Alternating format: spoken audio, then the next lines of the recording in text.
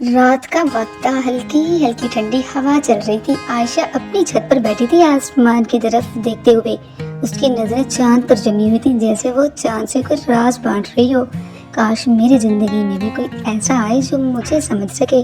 اگلی صبح عائشہ یونیورسٹی کے لیے تیار ہو کر نکلی، سادہ سا لباس، چہرے پر معصوم سی مسکراہٹ۔ لیکن واپسی پر اچانک آسمان پر بادل چھا گئے، تیز بارش شروع ہو گئی۔ عائشہ گھبرا کر ایک طرف کھڑی ہو گئی، خود کو بچانے کی کوشش کر رہی تھی۔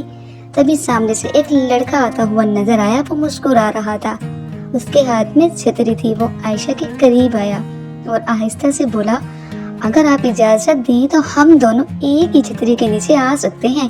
عائشہ نے ہلکی سی جھجک کے ساتھ سر ہلا دیا اور دونوں ایک چھتری کے نیچے کھڑے ہو گئے۔ بارش برس رہی تھی، مگر ان دونوں کے درمیان ایک عجیب سی خاموشی میں بھی باتیں ہو رہی تھیں۔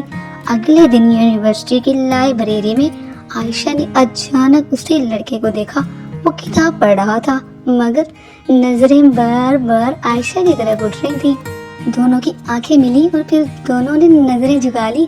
کچھ دنوں بعد بس اسٹاپ پر دونوں ایک ساتھ کھڑے تھے، ہلکی ہوا چل رہی تھی، خاموشی میں بھی ایک سکون تھا۔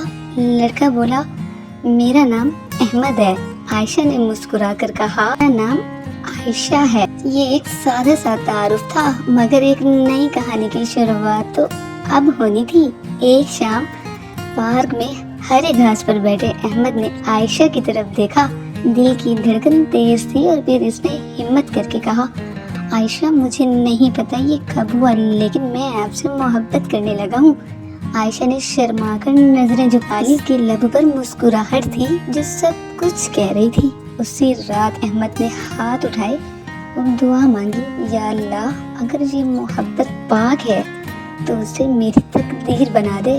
اور اسی وقت عائشہ اپنے گھر میں تہجد کی نماز پڑھ رہی تھی، آنکھوں میں آنسو تھے اور لبوں پر دعا، یا اللہ اگر احمد میرے لیے بہتر ہے تو ہمیں ہمیشہ کے لیے ایک کر دے۔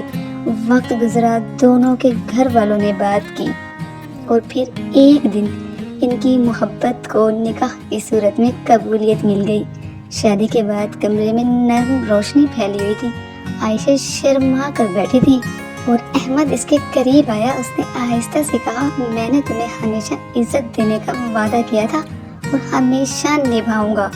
عائشہ نے مسکرا کر اس کی طرف دیکھا اور دل ہی دل میں شکر ادا کیا۔ یہ محبت چاند کو دیکھنے سے شروع ہوئی اور دعاؤں میں مانگے گئے رشتے پر ختم ہوئی۔ اگر آپ کو یہ سٹوری پسند آئی ہے تو پلیز میرے چینل کو سبسکرائب کریں، لائک کریں اور شیئر کریں۔